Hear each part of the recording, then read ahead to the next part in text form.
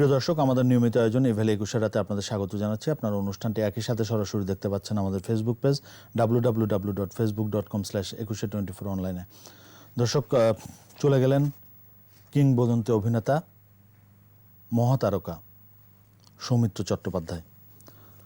শিল্পাঙ্গনের নানা দিকে তার বিচরণ, মঞ্চ থেকে শুরু করে সেলুলয়েডের ফিতায়। শুধু তাই নয়, তিনি আঁকতেন, তিনি লিখতেন, তিনি আবৃত্তি করতেন। এরকম নানা দিকে তার বিচরণ ছিল। তিনি সত্যজিৎ রায় থেকে শুরু করে হাল জামানার অনেক পরিচালকের সাথে কাজ করেছেন, প্রায় ৩০০রও বেশি ছবিতে। আজ আমরা প্রজন্মজয়ী এই মহাতারকারকে স্মরণ করব, তাই আমরা আমাদের আজকের শিরোনাম নির্ধারণ করেছি সৌমিত্র স্মরণ। আমাদের আজকের অতিথি আমাদের স্টুডিওতে রয়েছেন ঢাকা বিশ্ববিদ্যালয়ের বাংলা বিভাগের অধ্যাপক ডক্টর সৌমিত্র শেখর। স্যার, আপনাকে স্বাগত জানাচ্ছি। আমাদের সঙ্গে যুক্ত আছেন সম্মিলিত সাংস্কৃতিক জোটের সভাপতি গোলাম কুদ্দুস। কুদ্দুস ভাই, আপনাকে স্বাগত জানাচ্ছি। আমরা শুরু করব ডক্টর সৌমিত্র শেখর আপনাকে দিয়ে। আজ আপনি জানেন যে আজ 12টার দিকে সৌমিত্র চট্টোপাধ্যায়ের মহাপ্রয়াণ হয়েছে। আমরা আজ মূলত তাকে স্মরণ করব। তার বাবা মা দুজনই মঞ্চের লোক ছিলেন, সেই হিসেবে মঞ্চই তাকে আকৃষ্ট করেছিল।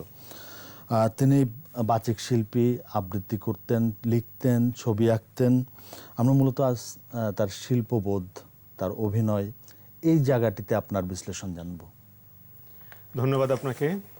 আমি প্রথমেই শ্রদ্ধা জানাই, স্মরণ করি আমাদের এই সময়ের একজন কিংবদন্তি সৌমিত্র চট্টোপাধ্যায়।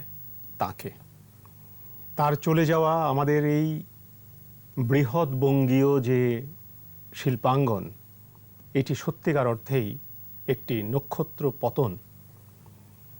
এরকম শিল্পী এ কালে আর খুব আছে বলা মুশকিল। এই ধরনের শিল্পী গড়ে উঠতে হয়, এ ধরনের শিল্পী তিলে তিলে তৈরি হতে হয়। সৌমিত্র চট্টোপাধ্যায় শুধু ব্যক্তি নন। সৌমিত্র চট্টোপাধ্যায়ের জন্ম হয়েছে, তিনি মৃত্যুবরণ করলেন, এরকম সাধারণ কোনো মানুষ নন।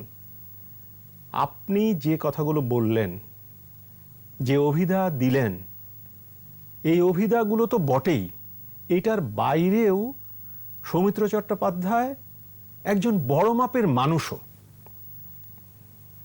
তিনি তো পারফর্মিং আর্টগুলোতে ছিলেনই। আপনি যেমন বললেন, চলচ্চিত্রে অভিনয় করেছেন, 200 একদম পূর্ণদৈর্ঘ্য চলচ্চিত্র, আরও 100-র মতো স্বল্পদৈর্ঘ্য, তারপরে ডকুমেন্টারি, এগুলোতে, এবং একই সঙ্গে প্রচুর নাটকে তিনি অভিনয় করেছেন। সেলুলয়েডের নাটকের কথা বলছি।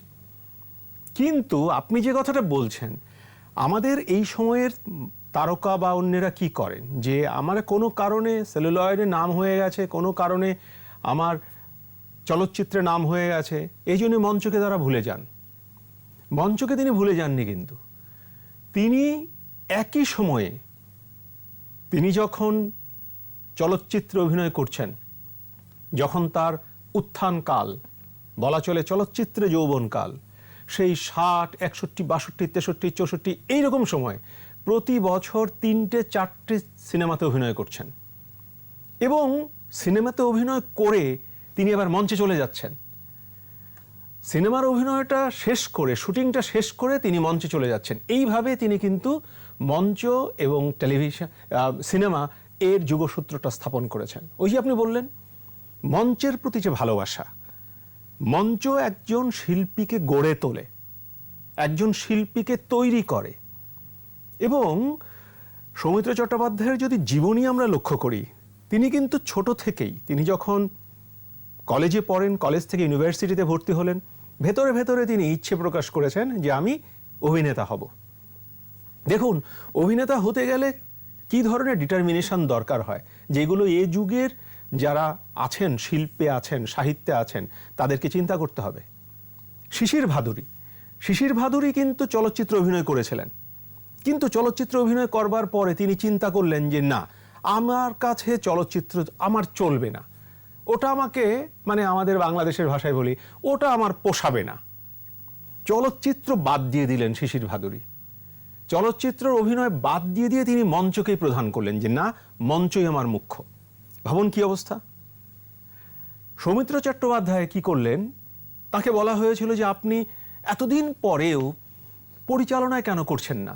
তিনি বলছেন, না, আমার দ্বারা পরিচালনা হবে না, ওটা আমার নয়, ওটা আমার নয়, পরিচালনা আমার দ্বারা হবে না। কারণ পরিচালনার জন্যে আমার একটা বছরের অন্তত 9 মাস একটা ছবি মাথায় নিয়ে থাকতে হবে, তা না হলে ওটা হবে না। কিন্তু আমার অনেকগুলো কাজ রয়েছে, আমি সেটা করব। তিনি কিন্তু পরিচালনায় যাননি। একই অবস্থায় তিনি মঞ্চটাও ছাড়েননি। তিনি বলছেন যে একজন শিল্পী হতে গেলে তার মঞ্চটা চাই। মঞ্চ কিন্তু শেষ জীবনেও তিনি মঞ্চকেই প্রেফার করেছেন সবথেকে না, বেশি। মঞ্চ কি, শুধু মঞ্চ কি, মঞ্চে তো শুধু অভিনয় নয়। আপনি যে বলছেন যে কথাগুলো, আপনি ভাবুন, আমি সঙ্গে বললাম নক্ষত্র, আপনি ভাবুন তার হাইটের, আমি একদম হাইট কথাটা ব্যবহার করছি, তার হাইটের আর একজনের নাম বলি, খুঁজে পেতে হবে, কিন্তু খুব চিন্তা করতে হবে। ভালো আবৃত্তি করেন, অসাধারণ আবৃত্তি করেন, চমৎকার উচ্চারণ, কবিতা লিখেন, গদ্য লিখেন, পত্রিকা সম্পাদনা করছেন, অভিনয় করছেন সেলুলয়েডে, অভিনয় করছেন মঞ্চে, একই সঙ্গে ভেতরে লালন করছেন অসাম্প্রদায়িক রাজনীতির বীজ। কমিউনিস্ট পার্টি করছেন না কিন্তু, এমন না যে লাল ঝান্ডা নিয়ে তিনি রাস্তায় নামছেন, এমন না যে তিনি মিছিল করছেন, তিনি ভেতরে অসাম্প্রদায়িক রাজনীতি করছেন, কিন্তু কোনো দলে নাম লেখাননি। একজন মানুষ বের করিত, পাবো না কিন্তু। ফলে তাকে যে তুলনা করা হয়, এবং আমি মনে করি যে সৌমিত্র চট্টোপাধ্যায়ের এই এত গুণ চাপা পড়ে গেছে সাধারণ মানুষের কাছে, তাকে শুধু বলা হয় অভিনেতা। আমি বিভিন্ন পোর্টালে দেখলাম শুধু অভিনেতা সৌমিত্র চট্টোপাধ্যায়ের প্রয়াণ, অভিনেতা সৌমিত্র চট্টোপাধ্যায় চলে গেলেন, শুধু এইটা। সৌমিত্র চট্টোপাধ্যায় তো শুধু অভিনেতা নন, সৌমিত্র চট্টোপাধ্যায়ের এতগুলো গুণ, এই গুণগুলো দিয়ে সৌমিত্র চট্টোপাধ্যায়কে কিন্তু ব্যাখ্যা করতে হবে, বিশ্লেষণ করতে হবে। তার যদি লেখালেখি, তিনি যতগুলো কবিতার বই লিখেছেন, যতগুলো গদ্য বই লিখেছেন, এইগুলো নিয়ে কিন্তু পিএইচডি হতে পারে। আমি এইটুকু আপনাকে বলতে চাই, আমি বাংলা ছাত্র শিক্ষক হিসেবে বলতে চাই, শুধু এইটুকুর ওপরে একটা গবেষণা হতে পারে। তিনি যে সম্পাদনা করেছেন এক্ষণ বলে পত্রিকাটি, এক্ষণ বলে পত্রিকাটি 20 বছর তিনি, তার নাম প্রথমে ছাপা হতো, দুজনে ছিলেন, তার নাম প্রথমে ছাপা হতো, সম্পাদক। এই এক্ষণ পত্রিকাটির যে সংখ্যাগুলো বেরিয়েছে, মানিক বন্দ্যোপাধ্যায়ের সংখ্যা, 60-এর দশকে বেরিয়েছে কার্ল মার্কস সংখ্যা। মানে মার্কস নিয়ে তিনি কমিউনিস্ট পার্টি কিন্তু করেন না, আমি আবার বললাম, কিন্তু তিনি মার্কস সংখ্যা বের করছেন, এবং এত সুন্দর তিনি মানিক বন্দ্যোপাধ্যায়ের সংখ্যা বের করছেন। এক্ষণের এই যে পত্রিকাগুলো, এক্ষণের যে সংখ্যাগুলো, এগুলো নিয়ে গবেষণা হতে পারে, ব্যাখ্যা হতে পারে। অর্থাৎ যে কন্ট্রিবিউশন, তিনি বলছেন যে আমি নির্মাল্য আর আমার সাথে যখন দেখলাম বনিবনা হলো না, তখন আমি ওখান থেকে দূরে সরে এলাম। দেখুন ভেতরের সঙ্গে লড়াইটা কোন জায়গায়। বন্ধুত্ব হয়েছিল, তখন পত্রিকা বের করেছি, 20 বছর পরে আমি দেখলাম যে আমার ঠিক বনিবনা হচ্ছে না, আমি আস্তে করে সরে এসেছি। তিনি বলেননি কিন্তু যে নামটা আমি সত্যজিৎ রায়ের কাছ থেকে নিয়ে এসেছি। সত্যজিৎ রায় যতদিন পর্যন্ত বেঁচে ছিলেন, ততদিন পর্যন্ত 92 সাল প্রচ্ছদ প্রত্যেক সংখ্যার জন্য সত্যজিৎ রায় করছেন। আপনি ভাবুন, সত্যজিৎ রায়ের, এবং সত্যজিৎ রায়ের কারণেই, সৌমিত্রের কারণেই সত্যজিৎ রায় এক্ষণের সঙ্গে যুক্ত হচ্ছেন। পথের পাঁচালীর যে চিত্রনাট্যটি বেরোচ্ছে এক্ষণে। তাহলে একটা মানুষ কি ধরনের তার বিচিত্রতা, তিনি যখন শুধু অভিনয় করেন রেডিও অথবা মঞ্চে, তার যে কণ্ঠ, তার শেষের কবিতা যদি আমরা শুনি, শেষের কবিতা এটি তার কণ্ঠে অমিত হয়েছিলেন তিনি। আমার তো মুখস্থ হয়ে গেছে, মানে এতবার শুনেছি, মুখস্থ হয়ে গেছে। অসাধারণ তার মানে শব্দের ছুড়ন, এমন করে শব্দের গাঁথুনি তিনি দিচ্ছেন, অ্যাকসেন্ট দিচ্ছেন, উচ্চারণের যে মির, যে গমক, যে কণ্ঠস্বর, যে ওঠানামা, শেষ দিন পর্যন্ত কি চমৎকার করে তিনি বলছেন। তার যে এই যে 85+ বয়সে মৃত্যুবরণ করলেন, তার যে কণ্ঠ, এই কণ্ঠ অতিক্রম করে আমি তো এরকম দেখি না। অথচ তিনি কিন্তু ওই অর্থে সরলভাবে বাচিক শিল্পীও নন। এমন আমরা বলতে পারবো না যে প্রদীপ ঘোষের মতো তিনি বাচিক শিল্পী, কিন্তু আপনি প্রদীপ ঘোষের পাশাপাশি সৌমিত্র চট্টোপাধ্যায়কে কিন্তু রাখতে পারবেন, এবং সৌমিত্র চট্টোপাধ্যায়কে সম্ভবত ওই জায়গায় একটু হয়তো বেশি মার্ক দিতে হবে আমাদের। আবার একই অবস্থা তিনি যখন শিশির ভাদুরীর মতো নন মঞ্চে, কিন্তু তিনি যখন অভিনয় করছেন তখন কিন্তু শিশির ভাদুরীর তুলনা করছি না, কিন্তু তিনি শিশির ভাদুরীর থেকে কম নন। সৌমিত্র চ্যাটার্জি বলছিলেন, তাকে বলা হচ্ছিল যে আপনি এই এত অভিনয় করেছেন, সত্যজিৎ রায় আপনাকে এত পছন্দ করেছেন কেন? আপনি ভাবুন, সত্যজিৎ রায়ের যে ছবি, এতগুলো ছবি, 34টি চলচ্চিত্রতে, 14টিতে, এর মধ্যে 14টিতেই সৌমিত্র, 14টিতেই সৌমিত্র। এবার আমরা যদি ধরি, মানে আমি এখানে আপনি জানেন যে এটা নিয়ে অনেক তর্ক আছে, বিশেষ করে চলচ্চিত্রে উত্তম কুমারের সাথে সৌমিত্রের কে কাটটা ভালো, এরকম নিয়ে কিন্তু কে আগে একটা আমি বলবো যে একটা মিষ্টি প্রতিদ্বন্দ্বিতা আছে, এবং এটি নিয়ে আমাদের দর্শক শ্রোতাদের মধ্যে, শ্রোতা কেন বলছি, যেহেতু কণ্ঠের বিষয়টা আছে, একটা ভাগও আছে। অনেকেই উত্তম কুমারকে সৌমিত্রের আগে রাখেন, আবার অনেকেই সৌমিত্রকে আগে রাখেন। এটি দীর্ঘদিন ধরে চলছে, এবং সেক্ষেত্রে আমার একটা পছন্দ আছে, আমি সরাসরি এটা হয়তো বললাম না, কিন্তু আমি বলতে চাই যে উত্তম কুমার একজন অভিনেতা, খুব ভালো অভিনেতা। তিনি ভালো অভিনয় করেন, তিনি দেখতে সুন্দর, তার অভিনয় বাংলা চলচ্চিত্রের যে আমরা যদি ইন্ডাস্ট্রি ধরি, এই ইন্ডাস্ট্রিকে অনেক ওপরে নিয়ে গেছে, এগুলো সত্য, সবই ঠিক।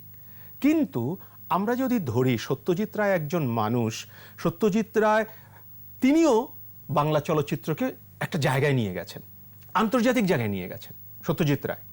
কিন্তু সত্যজিৎ রায়ের এতগুলো চলচ্চিত্রের মধ্যে উত্তম কুমার একটা ছবিতে অভিনয় করেছেন, এবং সেটি হচ্ছে নায়ক ছবি, নায়ক ছবি। এবং সত্যজিৎ রায় এইটুকুও বলেছেন যে উত্তম কুমারকে দেখে আমি এই চিত্রনাট্যটি লিখেছি, এবং মনে হয়েছে যে এরকম একটি ছবি করা যায়। এখানে কিন্তু একটা চমৎকার কথা আছে, যদি তাই হয়ে থাকে, নিশ্চয়ই তাই, যেহেতু তিনি বলেছেন, যদি তাই হয়ে থাকে তাহলে তো এটা বায়োপিক, মানে এটা তো চলচ্চিত্র না, এটা তো মূলধারার চলচ্চিত্র না। আপনি এমন না যে আগে চিত্রনাট্য তৈরি হয়ে গেছে, তারপর আপনি উত্তম কুমারকে কাস্ট করেছেন, তা কিন্তু নন। তিনি বলছেন উত্তম কুমারকে দেখে আমি চিত্রনাট্যটি তৈরি করেছি, এখানে উত্তম কুমারকে আমি কাস্ট করেছি, উত্তম কুমারকে ঘিরেই চলচ্চিত্রটি, উত্তম কুমারকে ঘিরেই চলচ্চিত্র। তাহলে তো এটা একটা বায়োপিক হয়ে গেল। তার মানে তো সত্যজিৎ রায়ের যে সাধারণ চলচ্চিত্র, সেখানে উত্তম কুমারকে তিনি নেননি। তাহলে কি দাঁড়ালো? তাহলে দাঁড়ালো এই যে উত্তম কুমার যেখানে সত্যজিৎ রায়ের একটি মাত্র চলচ্চিত্র অভিনয় করেছিলেন, সমালোচকদের কথায় বলি করার মতো হয়েছিলেন, সৌমিত্র সেখানে 34টির মধ্যে 14টিতে অভিনয় করেছেন। এবং একরকমের নয়, কিন্তু একরকমের নয়, বিভিন্ন চরিত্র। অভিযাত্রীতে যখন অভিনয় করছেন একরকম, নষ্টনীরে যখন অভিনয় করছে একরকম, ঘরে বাইরেতে যখন অভিনয় করছে আর একরকম, একজন বিপ্লবীর চরিত্রে অভিনয় করছেন, একজন বিপ্লবীর চরিত্র, মানে যখন সেই সন্দীপ চরিত্রে অভিনয় করছেন, বিমলা আসছেন, সেখানে যে তার দার্ঢ্য, চরিত্রে যে দার্ঢ্য, তিনি যে দৃঢ়তা প্রকাশ করছেন। আবার তিনি যখন তিন কন্যাতে অভিনয় করছেন, তিনি যখন পিছলে পড়ে গেলেন, সেই ঘাটটা পেরোতে, নৌকো থেকে নামতে পিছলে পড়ে গেলেন, সেখানে অপর্ণা সেন হাসতে হাসতে গড়াগড়ি গেল, সেই যে সমাপ্তি, মানে তিন কন্যার একটা অংশ সমাপ্তি, সেটি আবার অন্যরকম। আবার এই মানুষটি যখন অভিনয় করছেন অশনি সংকেতে ববিতার সাথে, তখন আবার আরেক রকম। এই যে ডাইভার্সিটি। এবং আরেকটি জিনিস হলো, যখন ফেলুদা করছেন, আমি আজকে কিছু লেখা পড়ছিলাম, সেখানে দেখলাম যে তিনি সত্যজিৎ রায়ের সঙ্গে লোকেশন দেখতে গেছেন, তিনি দেখছেন যে ওই গ্রামের মানুষ কিভাবে পিঠ চুলকায়, কিভাবে হাঁটে, কিভাবে ঘাড়ে গামছাটা দেয়, মানে ওনার যে চরিত্র সেই চরিত্রের সঙ্গে নিজেকে ম্যাচ করার জন্য তিনি সেই জিনিসগুলো খেয়াল করছেন। এই যে ঢুকে যাওয়া, এইটাই তো আসলে মানে একজন অভিনেতার তো এটাই মূল। তিনি বলছেন, আপনি দেখবেন যে তার কিছু ছবি আছে নেটে বা অন্য জায়গায় পাওয়া যায় তরুণ বয়সের। এ যুগে যারা সৌমিত্রকে মূল্যায়ন করছেন, তার অভিনয় বা ইত্যাদি সে অর্থে দেখে না, মানে নানা কারণে দেখা হয় না, ইন্টারনেটে খুব আগ্রহ না নিলে তো আর এটা দেখা যায় না। সেখানে কি হচ্ছে, কিছু স্টিল পিকচার নানা জায়গায় ছড়িয়ে ছিটিয়ে আছে। সেখানে দেখা যাচ্ছে যে চুলগুলো একদম চ্যাপ্টা হয়ে একটু তেল চিটচিটে ভাব, কখনো কখনো কপাল বেরিয়ে আছে, কখনো কখনো কপালে আবার চুলগুলোকে আটকে দিয়েছে, নানা রকমের। দেখে মনে হচ্ছে যে এটা কেমন যেন এই তো নায়ক নয়। কিন্তু বাংলা চলচ্চিত্র ওই চরিত্রের সাথে মিশবার জন্যে তিনি যখন ফেলুদা অভিনয় করছেন তখন এক রকমের, তিনি যখন হীরক রাজার দেশে অভিনয় করছেন তখন আরেক রকমের। এটা কিন্তু চরিত্রের কারণে তাকে বারবার এরকম করে রূপ বদল করতে হয়েছে। আপনি যেমন বলছিলেন যে তিনি একেবারে সত্যজিৎ রায়, তপন সিনহা থেকে শুরু করে একদম ঋতুপর্ণ ঘোষ পর্যন্ত অভিনয় করেছে, গৌতম ঘোষ পর্যন্ত অভিনয় করেছে, এই যে শিবপ্রসাদ মুখোপাধ্যায়ের অভিনয় করেছে। তো এই যে জায়গাগুলো, এই জায়গাগুলো সবচেয়ে গুরুত্বপূর্ণ হলো যে সৌমিত্র চট্টোপাধ্যায় তিনি জানতেন যে চরিত্রের সাথে কি করে মিশে যেতে হয়। স্যার আপনার কাছে আসবো, আবার আমি একটু কুদ্দুস ভাইয়ের কাছ থেকে জেনে আসতে চাই। কুদ্দুস ভাই, আপনার কাছে জানবো যে টানা 6 দশকের অভিনয় জীবন, বিশেষ করে মানে মঞ্চে তারও আগে সত্যজিৎ রায় থেকে মৃণাল সেন থেকে শুরু করে এই যে হাল আমলের যে পরিচালক আছে তাদের সাথেও তিনি কাজ করছেন। তার এই অভিনয় জীবনের বিশ্লেষণ যদি আপনাকে করতে বলা হয়, আপনি কিভাবে করবেন? ধন্যবাদ আপনাকে। আমি প্রথমেই প্রয়াত সৌমিত্র চট্টোপাধ্যায়ের স্মৃতির প্রতি গভীর শ্রদ্ধা নিবেদন করছি। আমি প্রথমে একটু স্মৃতিচারণ করতে চাই, তারপরে আমি কথা বলবো। প্রথমত হলো যে একজন আপাদমস্তক খাঁটি বাঙালি সত্যজিৎ, আমাদের সৌমিত্র চট্টোপাধ্যায় যার অভিনেতা, সেটা ইতিমধ্যে আমাদের সম্মানিত আলোচক সৌমিত্র সাগর বলেছেন, সেটা মঞ্চ বলি টেলিভিশন বলি ক্ষেত্রে কিন্তু তিনি দুর্দান্ত প্রতাপের সাথে অভিনয় করেছেন। এবং অভিনয়ের যে বৈচিত্র্যতা, চরিত্র নির্মাণের তার যে কুশলতা, সেটি আমরা ইতিমধ্যেই আলোচনায় আমরা জেনেছি। এবং আমরা যারা তার বিভিন্ন চলচ্চিত্র দেখেছি, তার অভিনয় এই যে কোনো মাধ্যমে দেখি না কেন, সেখানে আমরা এর সত্যতা উপলব্ধি করি। সবচেয়ে বড় কথা হলো যে তিনি 85 বছর বয়সে যখন তিনি মৃত্যুবরণ করলেন, তখনও কিন্তু অভিনয় জগৎ থেকে তিনি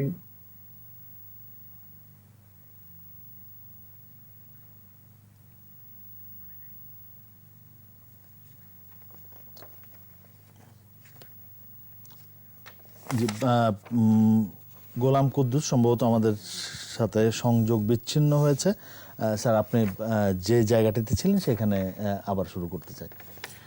হ্যাঁ, আমরা বলছিলাম যে তিনি যে একজন প্রকৃত মানুষ এবং মানুষের সাথে সাথে তিনি যে চলচ্চিত্র বা বিভিন্ন জায়গায় যে অংশগ্রহণ করেছেন, তিনি যে চরিত্রগুলোর সাথে একদম মিশে গেছেন।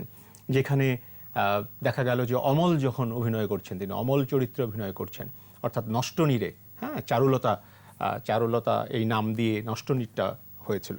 তো সেই জায়গায় যখন অভিনয় করছেন তখন দেখা যাচ্ছে যে একেবারে একটা তরুণ প্রেমিক, তার ভেতরে যে প্রেম সত্তা সেটা তিনি প্রকাশ করছেন।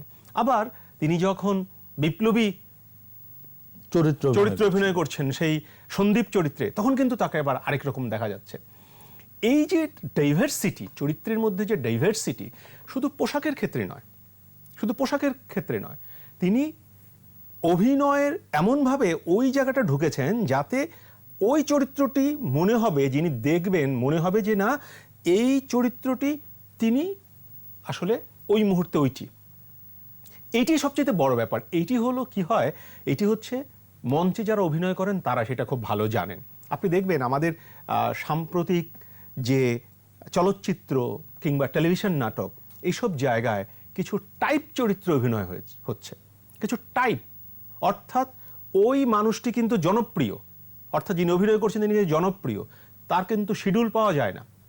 কিন্তু তিনি যখন ওই গরিব চরিত্রে অভিনয় করছেন তখনও যেরকম, ধনী চরিত্রে অভিনয় করছেন তখনও সেরকম, ওই একই রকমের তিনি হাসেন না, তিনি খিটিখিটি করতে থাকেন, তিনি একই রকমের সংলাপ উচ্চারণ করেন। এই যে টাইপ হয়ে যাওয়া, এই টাইপ হয়ে যাওয়া কিন্তু সৌমিত্র চট্টোপাধ্যায়ের মধ্যে ছিল না। তিনি কি করেছেন? তিনি হচ্ছেন সব সময়ে নিজেকে ভেঙেছেন, নিজেকে আবার গড়েছেন, ওই চরিত্রের সাথে একদম মিশে গেছেন। হীরক রাজার দেশে যখন অভিনয় করছেন তখন তার মধ্যে আবার একরকম, তিনি যখন সেই বিখ্যাত তার যে অপু, সেই অপুর সংসারে অভিনয় করছেন তখন আবার আরেক রকম। তিনি বলছিলেন যে চলচ্চিত্রে আমাকে সত্যজিৎ রায় নিলেন, আমার আসলে অপরাজিততেই অভিনয় করার কথা, অপরাজিতর জন্যই আমি গিয়েছিলাম। অর্থাৎ অপরাজিত যখন হবে, পথের পাঁচালী খুব ভালো করে শেষ হলো, সত্যজিৎ রায় চিন্তা করলেন যে আমি অপরাজিত করব, তো মানে তার দ্বিতীয় খণ্ড করব, তাহলে তো অপু চাই, অপু তো তখন ততদিন একটু বড় হয়েছে, অর্থাৎ পথের পাঁচালীর অপু দিয়ে তো আর হবে না, একটু বড় হয়েছে। তখন খোঁজ নিয়ে, মানে একজন খোঁজ দিলেন যে এরকম একটা চরিত্র সত্যজিৎ রায় খুঁজছেন, একটু বয়স সন্ধিকাল এরকম। সৌমিত্র চট্টোপাধ্যায় গেলেন, যাবার পরে সত্যজিৎ রায় বলেন, আপনাকে দিয়ে তো আপনি তো একটু বড় হয়ে গেলেন। বয়সের কারণে সেটি স্বাভাবিকভাবেই বিশ্ববিদ্যালয়ে তখন তিনি ঢুকছেন মাত্র, এইটি একটা বড়, এবং ওই যে পরিবর্তনটি তাকে মাথায় রেখে কিন্তু তিনি ভাবলেন, নাকি এটা সৌমিত্র চট্টোপাধ্যায়ের একটা সাক্ষাৎকারে তিনি বলছিলেন যে তখনই সত্যজিৎ রায় চিন্তা করেছিলেন যে আমি তৃতীয় পার্টটাও করতে পারবো, অর্থাৎ অপুর সংসার যেটা করলেন, অর্থাৎ আমি অপুকে পেয়ে গেছি, এরপরে আমি অপুকে চাই। এই যে একটা চরিত্রকে মাথায় রেখে পরের অংশটা করলেন, এবং দেখুন এটি কিন্তু জহুরিরও দরকার আছে, এরকম মানুষের দরকার, এটা শিল্প মানে সাহিত্যে দরকার, সংস্কৃতিতে দরকার, নাটকে দরকার, অর্থাৎ ঠিক মানুষটিকে ধরে নিয়ে আসা। আমরা আমাদের সাহিত্যে দেখেছি, বাংলাদেশের ক্ষেত্রে আমরা দেখেছি হাসান হাফিজুর রহমান, তিনি দেখেই বুঝতেন যে ওই মানুষটিকে দিয়ে এই লেখাটি হবে। সিকান্দার আবু জাফর, তিনি দেখেই বুঝতেন যে ওই মানুষটিকে দিয়ে কাজটি হবে। আহসান হাবিব, তিনি দেখেই বুঝতেন তাকে দিয়ে কবিতা হবে। অর্থাৎ মানুষ ধরা, তা না হলে কিন্তু আপনি ওই জায়গায় কন্ট্রিবিউট করাতে পারবেন না। সত্যজিৎ রায় কিন্তু সেই কাজটি করতে পেরেছিলেন। স্যার, আসবো আপনার কাছে আবারও আমরা গোলাম কুদ্দুসের সংযোগটি পেয়েছি। কুদ্দুস ভাই, আপনি বলছিলেন এবং আপনার কাছে যে জিনিসটা জানতে চেয়েছিলাম যে টানা 6 দশকের যে অভিনয় জীবন, সেই জায়গাটিতে আপনার বিশ্লেষণ।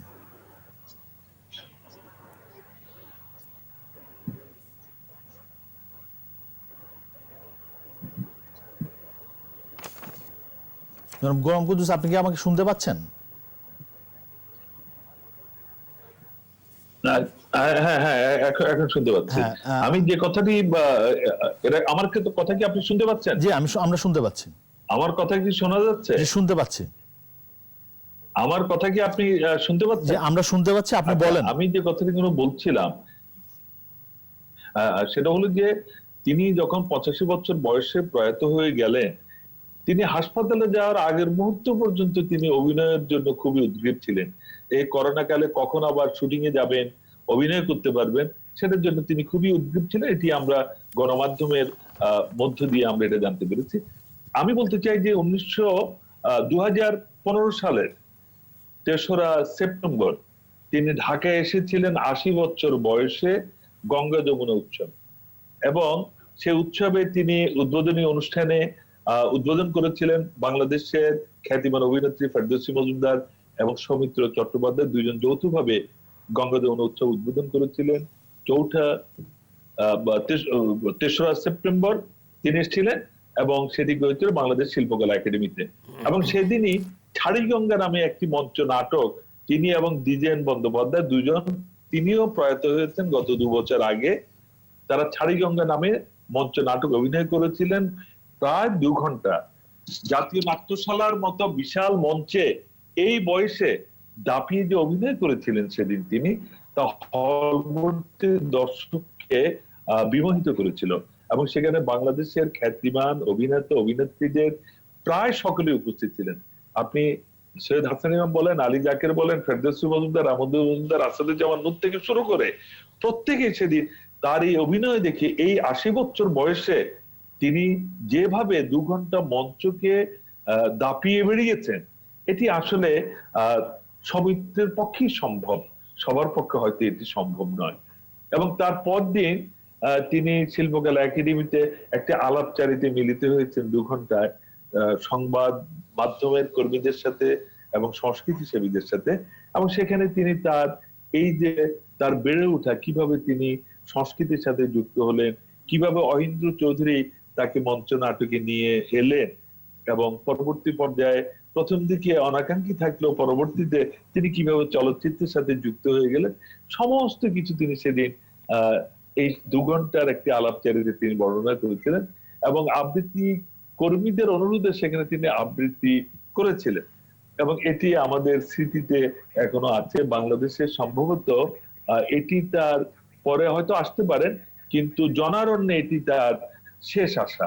এবং হাজার হাজার দর্শক শ্রোতার উপস্থিতিতে তিনি উদ্বোধনী অনুষ্ঠানে এবং পরের দিন আলাপচারিতায় তিনি অংশগ্রহণ করেছিলেন। এটি আমাদের জন্য একটি বড় পাওনা, এবং আমাদের বাংলাদেশের নাট্যকর্মীদের জন্য একটি শিক্ষণীয় বিষয়, যে কিভাবে নিজের শরীরকে 80 বছর বয়স অব্দি টেনে নিয়ে যাওয়া এবং মঞ্চকে দাবিয়ে বেড়ানোর মতো শারীরিক সক্ষমতা এবং বাচিক যে শক্তি, যে জাতীয় নাট্যশালার মতো মিলনায়তনের শেষ অব্দি পর্যন্ত কণ্ঠস্বরকে পৌঁছে দেয়া, এটি একটি অভাবনীয় দৃশ্য আমি সেদিন প্রত্যক্ষ করেছিলাম। যার কারণে আমি বলছিলাম যে এই বিষয়গুলো আমার খুবই মনে পড়ছে তার মৃত্যুর পরে।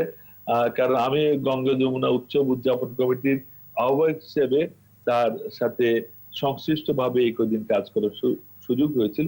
এর আগে আমার মনে পড়ছে, আমার সালটি মনে নেই, আজ থেকে অন্ততপক্ষে 20 বছর আগে হবে, নৃত্যাঞ্চল, যেটি শিবলি নিপা এবং প্রয়াত মোহাম্মদ জাহাঙ্গীর, তাদের এই দলটি সৌমিত্র চট্টোপাধ্যায়কে নিয়ে এসেছিলেন বাংলাদেশে, তাকে সংবর্ধিত করেছেন, এবং শিশু একাডেমি মিলনায়তনে সেই অনুষ্ঠানটি হয়েছিল।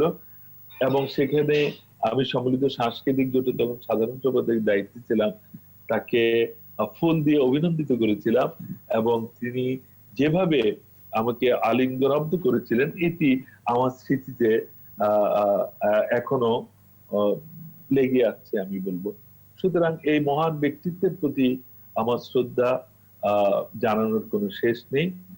তিনি চলে গেছেন, কিন্তু তার এই বাংলাদেশে আগমনের মধ্য দিয়ে তিনি এদেশের শিল্পীদেরকে, সংস্কৃতি কর্মীদেরকে, দর্শকদেরকে, সংবাদ মাধ্যমের কর্মীদেরকে যেভাবে নিজ পরিবারের সদস্যে পরিণত করেছিলেন, এটি বোধহয় সৌমিত্রের পক্ষেই সম্ভব, সবার পক্ষে হয়তো সম্ভব নয়। আমি যে কথাটি বলতে চাই মঞ্চের ব্যাপারে, যেটা আপনি নিজে শুরুতে বলেছেন যে তার বাবা মা দুইজনই মঞ্চের সাথে যুক্ত ছিলেন, সুতরাং তার পারিবারিক আবহাওয়া তিনি পেয়েছিলেন এই শিল্প সংস্কৃতির চর্চার সাথে যুক্ত থাকবার জন্য। মঞ্চে তার শ্রেষ্ঠ অভিনয় কোনটি? কিং লিয়ার, যেটাকে যে চরিত্রটাকে তিনি রাজা লিওর হিসেবে অভিনয় করেছিলেন সুমনের নাটকে, এবং এটি সম্ভবত মঞ্চ নাটকের অন্যতম শ্রেষ্ঠ অভিনয়ের একটি হবে, এবং সেটিকে তিনি অতিক্রম করতে পেরেছেন কিনা আমার জানা নেই। তবে এটি এখনো যারা এই নাটকটি দেখেছে তাদের স্মৃতিতে এটি এখনো জলজল করছে নিঃসন্দেহে।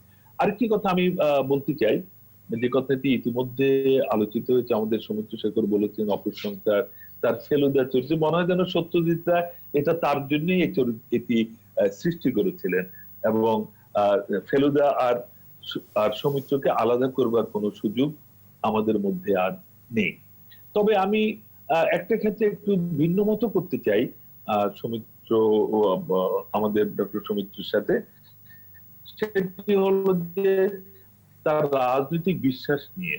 আমি যতদূর জানি, যদি আমার জানাটা ভুল না হয়ে থাকে, তিনি অসাম্প্রদায়িক চেতনার সাথেই শুধু সংশ্লিষ্ট ছিলেন না, অসাম্প্রদায়িক চেতনাকেই ধারণ করেছেন তাই না, সমাজের প্রতি দায়বদ্ধ একজন সংস্কৃতি কর্মী হিসাবে তিনি একটি অসাম্প্রদায়িক শোষণমুক্ত সমাজ প্রতিষ্ঠায় তিনি বিশ্বাস করতেন। সমাজতন্ত্রের প্রতি তার গভীর আস্থা এবং বিশ্বাস ছিল, এবং তিনি সদস্যপদ গ্রহণ না করলেও তিনি সিপিএম এর সাথে যুক্ত ছিলেন। জ্যোতি বসুর মুখ্যমন্ত্রীত্বের সময় জ্যোতি বসুর সাথে তার একটি গভীর সম্পর্ক গড়ে উঠেছিল এবং কমিউনিস্ট পার্টির তাদের সাহিত্য বিষয়ক পত্রিকায় তিনি নিয়মিত লিখতেন এবং তিনি সেই সময়ে শিল্পী সমাজ এবং নাগরিক সমাজের যে কোনো আন্দোলন সংগ্রামে তিনি তাতে প্রত্যক্ষভাবে অংশগ্রহণ করতেন। কলকাতা শহরে অসাম্প্রদায়িক প্রগতিবাদী চিন্তার এমন খুব কম সমাবেশ হয়েছে, খুব কম শোভাযাত্রা হয়েছে যেখানে সৌমিত্র শারীরিকভাবে উপস্থিত ছিলেন এবং তিনি নেতৃত্ব দিয়েছিলেন পরোক্ষভাবে বলা যায়। তার মতো কয়েকজন মানুষ তারা সব সময় ছিলেন, যার কারণে বামফ্রন্টের বিদায়ের পরে এখনো পর্যন্ত তিনি কিন্তু যারা ক্ষমতাসীন দল তাদের কাছে অন্যরা যে সমস্ত সুযোগ সুবিধা নেয়ার জন্য তারা আদর্শ পরিবর্তন করেছে, সৌমিত্র সে পথে হাঁটেননি। তিনি এখনো আস্থার প্রতীক হিসেবে প্রগতিবাদী মানুষের কাছে তিনি তাদের সেই চেতনার প্রতীক হিসেবে তিনি নিজেকে জিইয়ে রাখতে পেরেছেন। এটাই সৌমিত্রের সবচেয়ে বড় দিক বলে আমি মনে করি। তিনি শিল্পকে, তার সৃষ্টিকে তিনি মানুষের কল্যাণে, সমাজের কল্যাণে, অসাম্প্রদায়িক সমাজ নির্মাণে, প্রগতিবাদী সমাজ নির্মাণের জন্য তিনি তার সেই পরিচিতিটাকে ব্যবহার করেছেন বলে আমি বিশ্বাস করি এবং আমি সেইভাবেই তাকে দেখতে চাই। মানুষের প্রতি তার যদি গভীর মমত্ববোধ না থাকতো তাহলে এত বড় অভিনেতা হওয়া যায় না, এত বড় সংস্কৃতিসেবী হওয়া যায় না। তিনি যে আবৃত্তিগুলো করতেন এবং সেই আবৃত্তিগুলো কোন কবিতাগুলোকে তিনি বাছাই করতেন, সে কবিতাগুলো কি মানব প্রেমের কবিতা আছে, সে কবিতা কি অসাম্প্রদায়িক চেতনাকে ধারণ করে, সে কবিতাগুলো কি প্রগতিবাদী সমাজ নির্মাণে মানুষকে অনুরণিত করে, সেটিও তো একটি দেখবার বিষয়। তো সুতরাং সৌমিত্রের তার পুরো জীবনটাই কিন্তু যদি আমরা সেইভাবে দেখতে চাই, তিনি তো এই কলকাতা শহর ছেড়ে আরো অনেক দূরে যেতে পারতেন এবং যেখানে উজ্জ্বল আলোর সেই কারি কারি টাকার হাত ছানি তাকে ডাকেনি, দেখেছিল তো, কিন্তু তিনি কি সব জায়গায় নিজেকে বিলিয়ে দিয়েছেন? বিলিয়ে দেননি তো। বিলিয়েই যদি দিতেন তাহলে তার পুরো পরিবারটাই কিন্তু এই সংস্কৃতি জগতের সাথে নিজেদেরকে এইভাবে সম্পৃক্ত রাখতে পারতো না। তাহলে আমাদের ক্ষতিটা আরো আগেই হয়ে যেত। যাই হোক, আমরা বিস্তারিত আরো আলোচনা করব, একটা ছোট্ট বিরতি নিতে হবে। কুদ্দুস ভাই, আপনি আমাদের সাথে যুক্ত থাকুন, আমরা বিরতির পরে এসে আরো বিস্তারিত আলোচনা করতে পারবো। দর্শক, ইভ্যালি 21 রাতে নিচ্ছি ছোট্ট একটা বিরতির সাথেই থাকুন। দর্শক, ইভ্যালি 21 রাতে আবার স্বাগত জানাচ্ছি। আমরা আলোচনা করছিলাম, আমরা স্মরণ করছিলাম সৌমিত্র চট্টোপাধ্যায়কে। আমাদের আজকে শিরোনাম সৌমিত্র স্মরণ। স্যার, আমরা শুরুতেই নাটকের বিষয়ে বা মঞ্চের বিষয়ে কিছু কথা বলছিলাম, আপনিও তুলেছিলেন। শিশির ভাদুড়িকে দেখেই তো সৌমিত্র মঞ্চের প্রতি আকৃষ্ট হন। মঞ্চ এবং সৌমিত্র কিভাবে আপনি মূল্যায়ন করবেন, কিভাবে বিশ্লেষণ করবেন? আসলে সৌমিত্র চট্টোপাধ্যায় মঞ্চকে ভালোবেসেই অভিনয়ের দিকে যাবেন এটা চিন্তা করেছেন। আমি এই বিষয়ে বলবো, কিন্তু আমি একটু কুদ্দুস ভাইয়ের সম্পর্কে বলি। কুদ্দুস ভাই তো আসলে বোধহয় ডিসকানেক্টেড হয়ে গেলেন কয়েকবার। তিনি বোধহয় আমি যেটা বললাম এর আগে, এটা কোনোভাবেই তিনি কানেক্ট করতে পারেননি।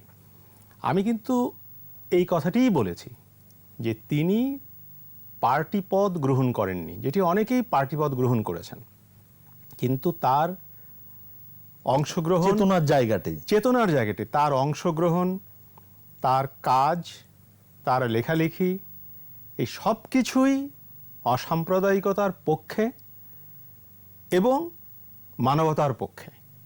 আমি এই কথাটিই তো বলেছি। আমি বলেছি যে ওই সময়ে যেটি হয় আর কি, যে পার্টির সদস্যপদ নিয়ে একেবারে লাল ঝান্ডা নিয়ে রাস্তায় নেমে পড়া, তিনি ওই কাজটি করেননি। পার্টি না করেও যে মানবতাবাদী অসাম্প্রদায়িক এইগুলো হওয়া যায়, স্রোতের বিপক্ষে দাঁড়িয়ে মানবতাবাদী জায়গাটা ঠিক রাখা যায়, এইটি সৌমিত্র চট্টোপাধ্যায় আমাদের সামনে দৃষ্টান্ত হিসাবে আছেন। সবাইকে রাস্তায় নামার কোনো দরকার নেই। আসলে সবাই রাস্তায় নামলে বিভিন্ন সেক্টরে কাজ করবে কে? এটি তো একটা বড় দরকার। আপনার লোক দরকার অভিনয়ে, আপনার লোক দরকার বিশ্ববিদ্যালয়ে, আপনার লোক দরকার নানা জায়গায়, সব সেক্টরে আপনার লোক দরকার। সব জায়গায় আপনার পার্টিকর্মী থাকবে না, চেতনার লোকটি থাকবে। চেতনার যে অগ্নিশিখা, এই অগ্নিশিখা নানা জায়গায় ছড়িয়ে যাবে, আলো দিয়ে আলো জ্বালাতে হবে, এইটিই মূল কথা। তো যাই হোক, ফলে কুদ্দুস ভাইয়ের কথা আর আমার কথার মধ্যে কোনো বিরোধ নেই, তাই না? আর এই জায়গায় তো দ্বিমত করার তাহলে আর থাকলো না কিছু। আপনি যে কথাটা বলছিলেন, সৌমিত্র চট্টোপাধ্যায় আসলে মঞ্চ থেকেই হয়ে উঠবেন বলে নিজে তৈরি হচ্ছিলেন। তিনি যখন অনার্স পড়ছেন বাংলায়, তখন ভেতরে ভেতরে সিদ্ধান্ত নিয়ে ফেলেছেন যে আমি অভিনয় করব। এটা কি আসলে এই সাহিত্যের টানও কি বলা যায়? ঠিক সাহিত্যের টান নয়, এটি হচ্ছে পারিবারিক যে টান, সংস্কৃতির যে টান, সেইটি। আপনি দেখবেন যে মঞ্চের সাথে যুক্ত আছেন, অভিনয় করছেন, কিন্তু ঠিক মঞ্চকে ভালোবেসে নয়। এটি কারণ কি জানেন? কারণটি হচ্ছে লেখাপড়া নেই। লেখাপড়া যে করতে হয়, সৌমিত্র চট্টোপাধ্যায় বলছেন, আমার সুযোগ হয়েছিল এই মহাত্মার সাথে দুবার সাক্ষাৎ করবার। আমি তখন কলকাতাতে কাজ করি, পিএইচডি করি, নন্দনে এবং রবীন্দ্র সদনে। একেবারে ঘরোয়া আলোচনায় আমরা একত্রিত হয়েছি, কথাবার্তা বলেছি, দেখেছি এই লম্বা মানুষ। এবং এটা আমার বলতে ভালো লাগছে, সৌমিত্র চট্টোপাধ্যায় সব দিক থেকে দিনকে দিন নিজেকে অতিক্রম করে গেছেন। চেহারার দিক থেকে, অন্য সব দিক থেকে। আপনি দেখবেন সৌমিত্র চট্টোপাধ্যায়ের 12 বছর বয়সের ছবি, মানে ফটোগ্রাফ, 25 বছরের, 35 বছরের, 45 বছরের, 55 বছরের, 75 বছরের, 85 বছরের, প্রত্যেক 10 বছরে বছরে সৌমিত্র কম্পারেটিভলি বেটার হয়েছেন, দিনে দিনে উজ্জ্বল হয়েছে। দিনে দিনে উজ্জ্বল হয়েছেন। কোথায় পাবেন? কোথায় পাবেন? মানুষের যৌবনের ছবির সাথে বার্ধক্যের ছবি মনে হয় যে অন্যরকম, কিন্তু সৌমিত্র চট্টোপাধ্যায় একমাত্র যাকে আমি দেখলাম তার চেহারার মধ্যেও উত্তরণ আছে, শারীরিক গড়নের মধ্যে উত্তরণ আছে। আপনি যেটা বলছিলেন মঞ্চের কথা বলছি, ওই যে মঞ্চের জন্য লেখাপড়া করতে হয়, এই লেখাপড়াটি তিনি পরিবার থেকে পেয়েছেন। আপনি বললেন পিতামাতার কথা, অভিনয়ের সঙ্গে যুক্ত, এবং তিনি ওই সময়ে বলছেন যে আমি অভিনয় কেন্দ্রিক পড়াশোনা করে ফেলেছি। অর্থাৎ বাংলার পড়াশোনা, গল্প কবিতা তিনি পড়ছেন না, কিন্তু পাশ করবার জন্য যতটুকু দরকার সেটুকু, কিন্তু অভিনয় হব। আমি বলছিলাম যে সাহিত্যের একটা অংশ তো না, সাহিত্যের অংশ নিশ্চয়ই, কিন্তু অভিনেতা হব, অভিনয়ে আমার মূল জায়গা হবে, কিন্তু এটা আমি জানবো না। এর যে তাত্ত্বিক ভিত্তিটি, এই তাত্ত্বিক ভিত্তিটি তিনি ভেতরে ভেতরে আগেই সেরে ফেলেছেন এবং তিনি পড়ছেন।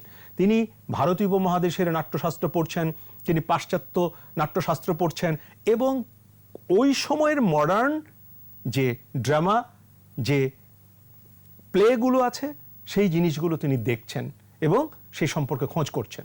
এবং হলিউডের ছবি তিনি ওই সময় থেকে দেখছেন। হলিউডের তিনি বেশ কিছু অভিনেতার কথা বলেছেন ওই সময়, তার সময়ে যাদের অভিনয়কে তিনি ফলো করছেন। এবং এই যে ফলো করা কিন্তু পপুলার অ্যাক্টর যারা, তাদের নয়, যারা প্রকৃত অ্যাক্টর। তাহলে ভিত্তিটা কি দাঁড়ালো? ভিত্তিটা হলো এই যে আপনার তাত্ত্বিক একটা ভিত্তি থাকতে হবে। সৌমিত্র চট্টোপাধ্যায়কে যদি আমরা স্মরণ করতে চাই, অনুসরণ করতে চাই, তাহলে আমাদের খেয়াল রাখতে হবে তিনি শুধু ওই ক্যামেরার সামনে এসে দাঁড়ালাম আর ক্যামেরা ওকে করে দিল, সেখানে অভিনয় করলেন, তা নয়। এটি কিন্তু এইভাবে হয়নি। তিনি জানতেন যে অভিনয়টা কি, ওর যে থিওরি, এই থিওরিটি তিনি ধীরে ধীরে ধীরে ধীরে নিজের মধ্যে করে আত্মীকৃত করেছেন, এবং করে যে পাটাতনটি তৈরি করেছেন, ওই পাটাতনে তিনি যা দিতেন সেটি লাভ দিয়ে উঠতো। সেটি পিংপং বল হলেও হতো, সেটি ক্রিকেট বল হলেও হতো, সেটি ফুটবল হলেও হতো। ওই যে পাটাতনটি তার তৈরি হয়েছিল তাত্ত্বিকতার ভিত্তিতে। এই তাত্ত্বিকতাটা কোথায় এখন? না পশ্চিমবঙ্গে, না বাংলাদেশে। নানা জায়গায় অভিনয় আমরা দেখি।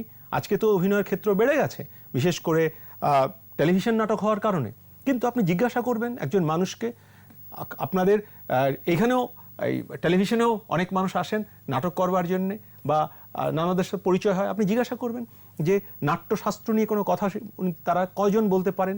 নিশ্চয়ই সবাইকে বলছি না, বহুজন জানেন, কিন্তু আমরা বলবো যে 80% তারা লেখাপড়াটা করেন না।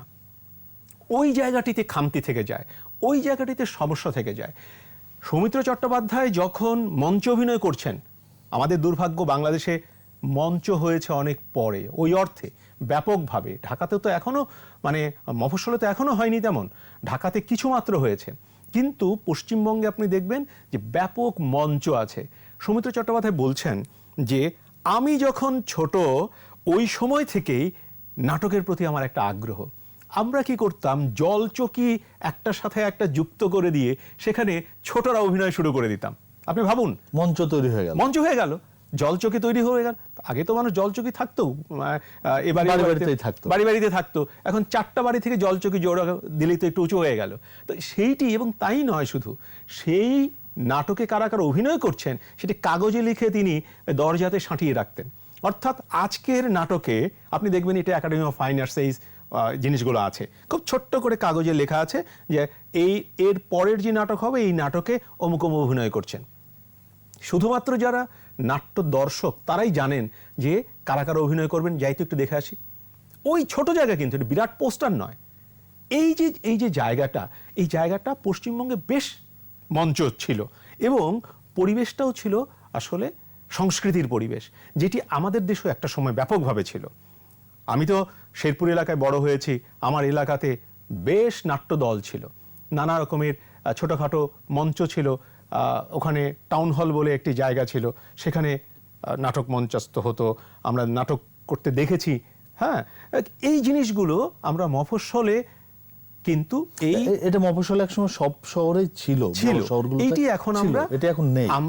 আমরা একেবারে নেই নয়, চেষ্টা হচ্ছে, সম্মিলিত সাংস্কৃতিক জোট ব্যাপকভাবে চেষ্টা করছে, তাদের যে সদস্য যারা আছেন তাদের মাধ্যমে চেষ্টা করছেন, কিন্তু আসলে একটা প্রতিকূলতা বোধ হয় চারিদিকেই এসেছে। এটি পশ্চিমবঙ্গের সংস্কৃতিতেও এসেছে, আমাদের সংস্কৃতিতে। এটা ইলেকট্রনিক যে একটা জগৎ, এই জগতের একটা প্রভাবও কাজ করে, এটি অন্য আলোচনার বিষয়।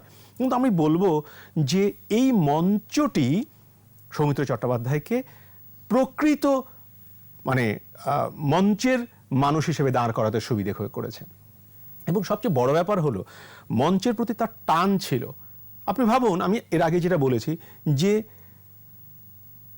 চলচ্চিত্রের জন্য যে শিডিউল আছে সেটি করে, শুটিং শেষ করে তিনি সময় রেখেছেন যে আমি মঞ্চে অভিনয় করব, এবং মঞ্চে অভিনয় করবার জন্য তাকে আসতে হতো, গিরিশ মঞ্চে আসতে হলো তার।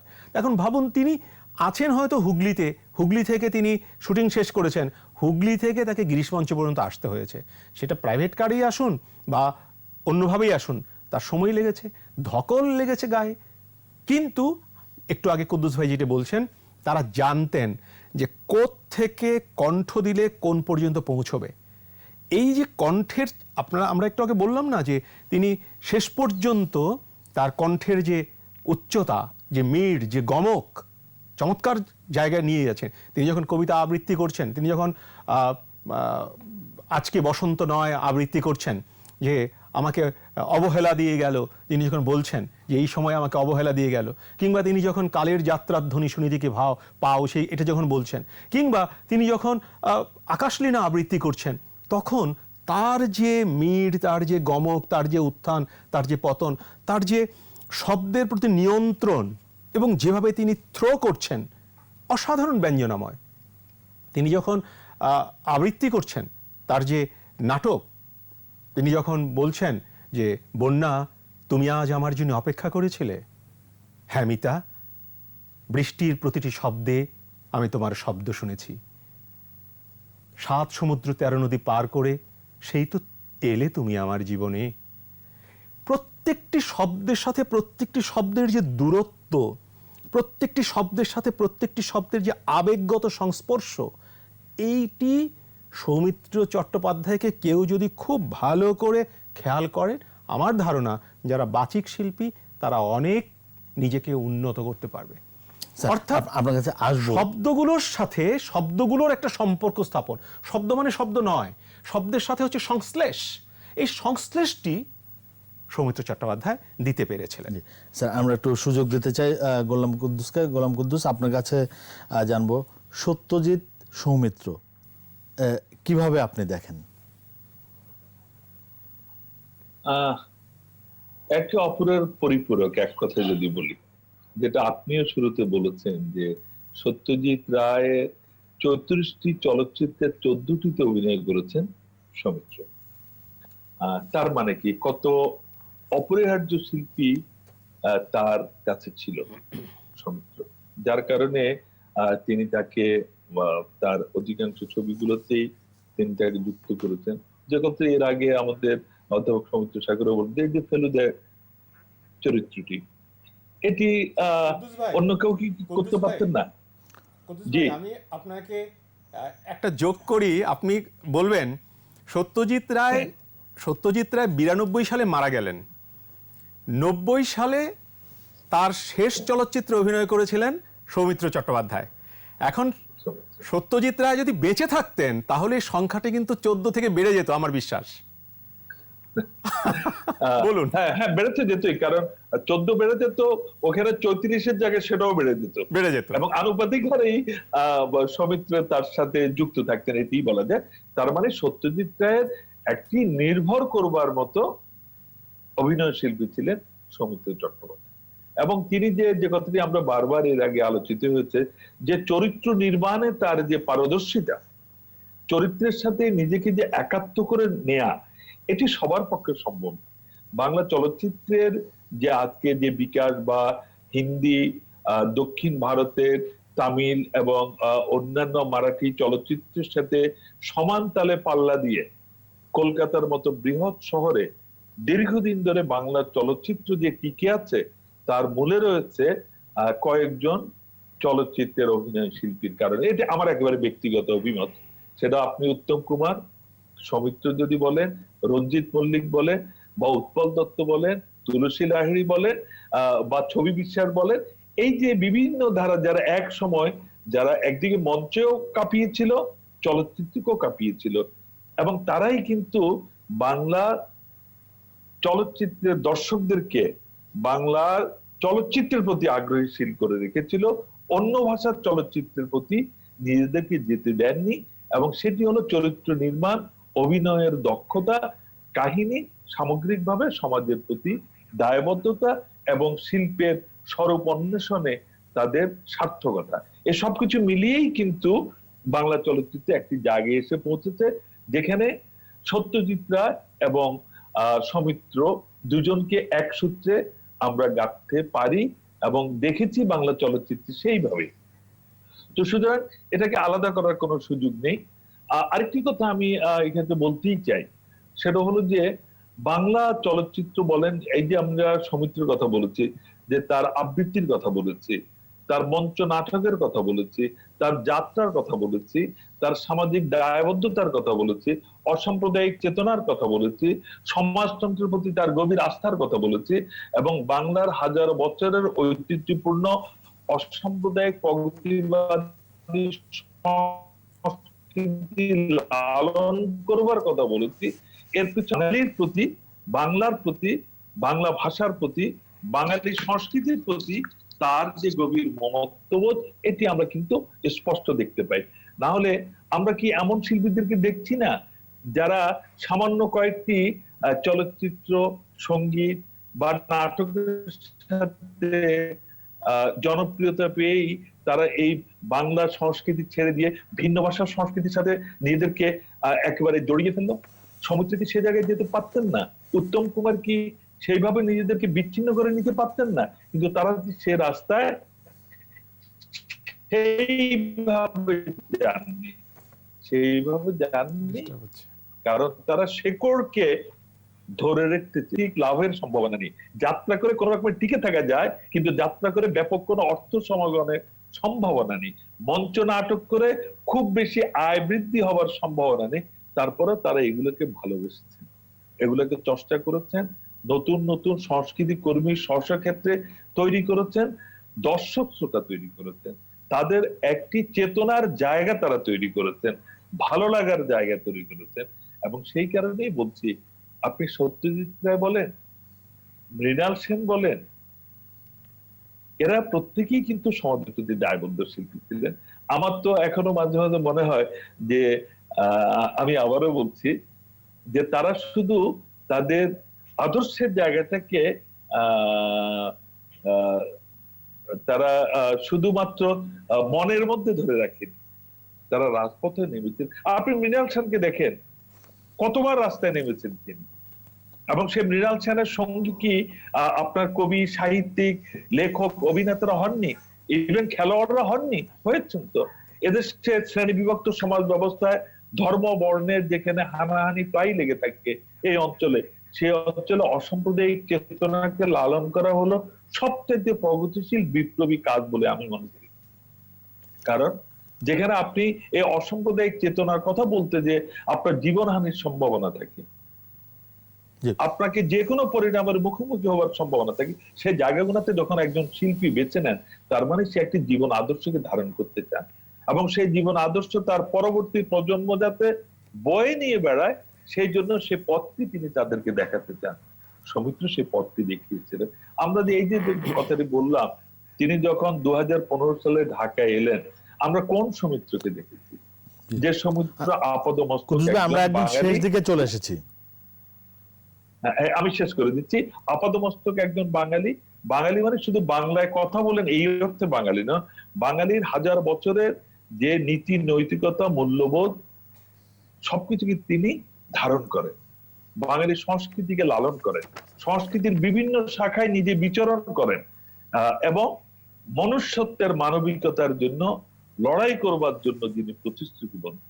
যদিও লড়াইয়ের ক্ষেত্রটা একজন রাজনৈতিক কর্মী যেভাবে মাঠে নেমে লড়াইটা করেন, তিনি হয়তো ঠিক সেইভাবে করেন না, কিন্তু তার মাধ্যম যেটা, সে মাধ্যমে তিনি সেই লড়াইটি চালিয়ে যান, জারি রাখেন, এবং যখন প্রয়োজন হয় রাজপথেও রাজনৈতিক কর্মীর পাশাপাশি নিজেকে দাঁড় করাতে কখনো দ্বিধা করেন না। এটাই হলো সৌমিত্র। এবং সেই কারণে সৌমিত্রের মতো মানুষরা যখন চলে যায়, তখন ভারত বাংলাদেশ আর বিভেদ থাকে না। তিনি বাঙালির একজন শ্রেষ্ঠ সন্তান, তিনি আমাদের সংস্কৃতির একজন মানুষ, তিনি আমাদেরই লোক, এবং আমাদের লোকের পরিবারের সদস্যের বিয়োগে যেরকম আমাদের একটি আহাজারি জেগে উঠে, একটি কষ্ট বুকের ভিতর আমরা অনুভব করি, আজকে সৌমিত্রের তিরোধানও সেই কষ্ট প্রতিটি বাঙালি তার হৃদয়ে অনুভব করছে। এখানেই সৌমিত্রের সার্থকতা, এখানেই তিনি বাঙালির হৃদয় জয় করেছেন, বাঙালিত্বের পরিচয় তিনি রেখেছেন। জি, আমরা একদম শেষ দিকে চলে এসেছি। জি, কুদ্দুস ভাই, আপনাকে অসংখ্য ধন্যবাদ, আপনি আমাদের সঙ্গে যুক্ত হয়েছিলেন। স্যার, আমরা একদম শেষ দিকে এসেছি, আমরা শেষ করব আজকের ইভ্যাল 21 রাত। আমাদের অতিথি হিসেবে আসার জন্য আপনাকে অসংখ্য ধন্যবাদ জানাচ্ছি। আমরা শেষ করব আজকের অনুষ্ঠান। দর্শক, ইভ্যাল 21 রাত আজ এখানে শেষ করব। নিশ্চয়ই আমাদের আলোচনা আপনাদের ভালো লেগেছে। সৌমিত্র আসলে বেঁচে থাকবেন তার কর্মের মধ্য দিয়ে। আমরা সৌমিত্রকে কখনোই ভুলব না। তিনি বেঁচে থাকবেন মঞ্চে, তিনি বেঁচে থাকবেন তার কর্মে, তার সিনেমায়। শেষ করব আজকের 21 রাত। সবাই ভালো থাকবেন, সুস্থ থাকবেন। শুভরাত্রি।